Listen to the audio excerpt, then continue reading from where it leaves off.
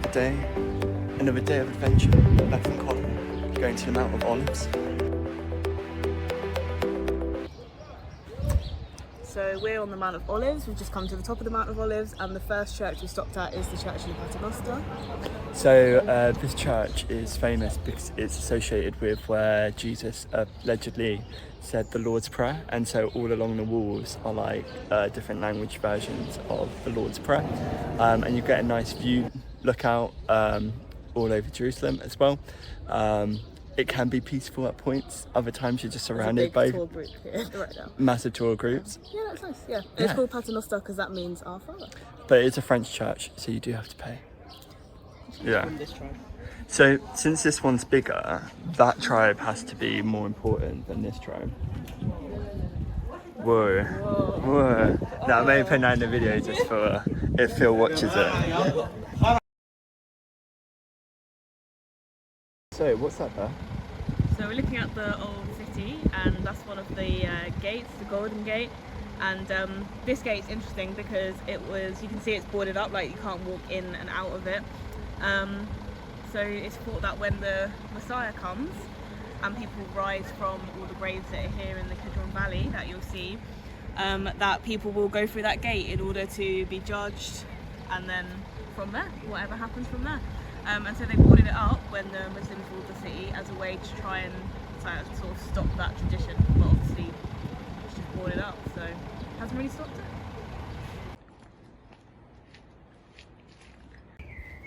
Hey, so we're at Dominus Flevit, and basically this is a nice little church if you want some really good views of the old city, and the iconic shot through the altar window, which you'll see in this video, yeah, with the cross and the Dome of the Rock.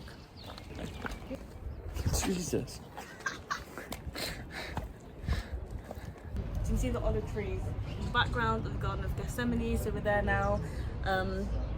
So on the night that he was arrested, Jesus had the Last Supper just around the corner on Mount Zion, which you'll see, and then he came here with some of his disciples, and there's the rock in which he prayed on, which is just inside the church, that we'll see, and then he was arrested here in the Garden of Gethsemane on that evening. So lots of olive trees, and yeah, it's quite tranquil, and there's not a lot of people around.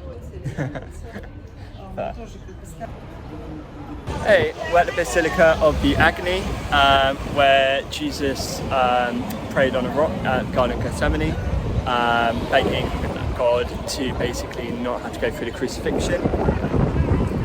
It's also quite often known as the Church of All Nations, so you might see it as that because it was built by money donated from countries from all around the world, and so yeah, it's sort of like a dedication to Christian countries around the world. Nice. It's a very nice basilica as well, as you can see. Hey, so this is the Tomb of the Virgin. It's raining in Israel. Yeah, it's raining quite hard right now, and we're not prepared for that. But yeah, this was the Tomb of the Virgin. It is believed to be where Mary's tomb was, and you can go inside and see it, which, well, I can't show you in the video because you're not allowed cameras in there, but Beth took a video of me coming out of it. Go on. Yeah, so because some people might be thinking, oh, like you asked the question, oh, I thought Mary was assumed into heaven.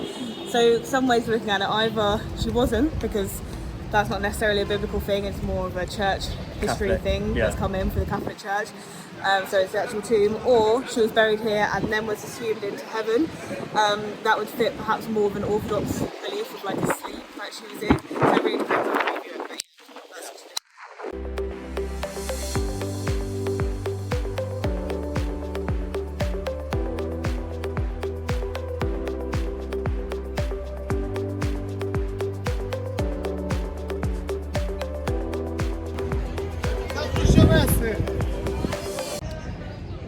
So we've just visited the ancient city of David.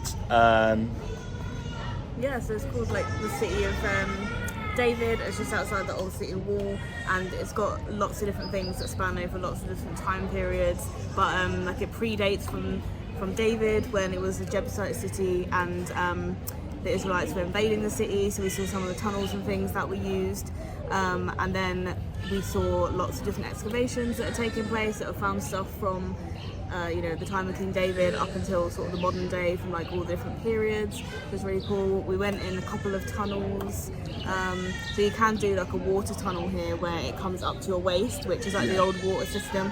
We didn't do that today because it's not that warm and we're not dressed for it. Yeah, we had no idea that they actually did that. So if you come here and you want to do that, you need to be prepared for it. And then we did another tunnel like back up the valley, like towards the old city. So yeah, it was good. Yeah, no, it's a really cool, like, I've got to admit, I didn't think it was going to be that good, but I was actually surprised. It was very enjoyable, well worth the money. We felt like doing something a bit different that's like pretty much in the city but is not walking in the city, and this did that. Yeah, and it wasn't that busy either, so definitely one to recommend. Got mosquito. Jesus.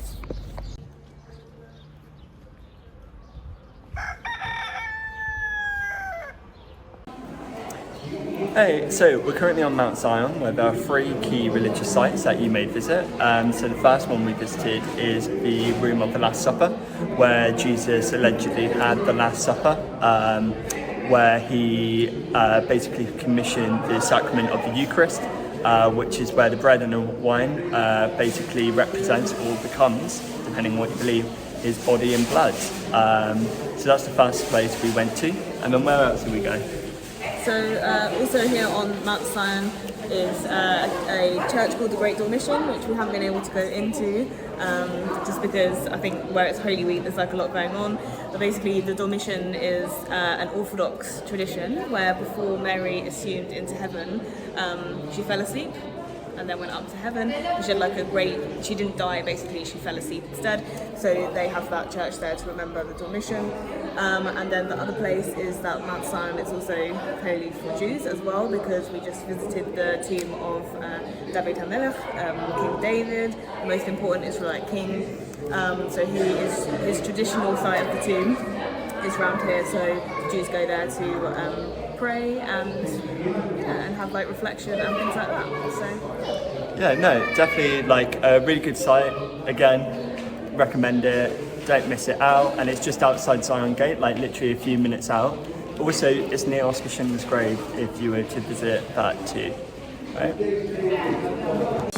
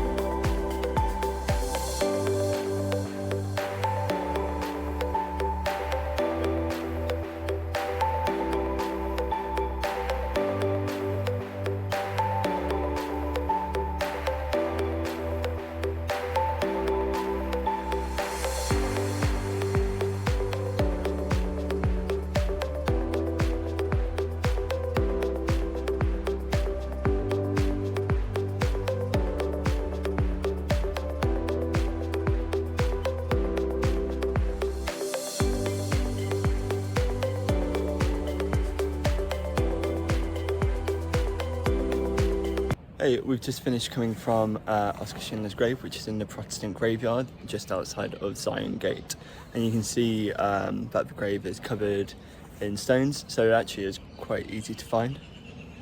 yeah, so he's buried here, like just outside the city walls, as kind of like a gesture in terms of like what he did, obviously to save like roughly 1,200 Jewish people during the Holocaust. And so he's buried here as a sign of that. So he's on the valley and he overlooks Jerusalem.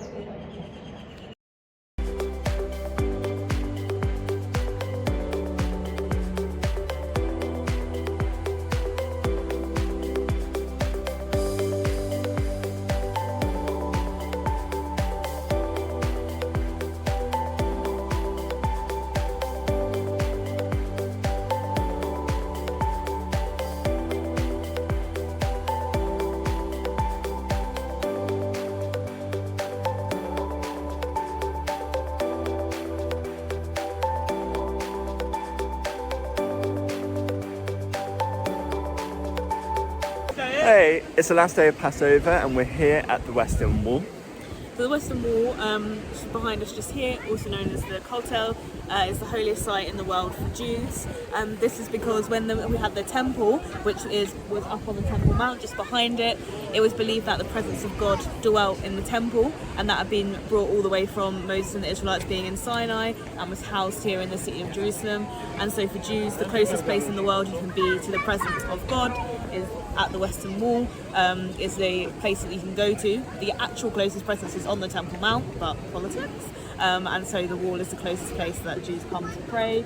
And there's a tradition because of this to write a prayer on a piece of paper and to put it in the wall, and because it's the closest to the presence of God, it's the most likely to come true. So lots of people either bring notes, or some people even like send in notes and then people put them in the wall for you. So yeah, so very special to be here at Pesach on the last day of Passover.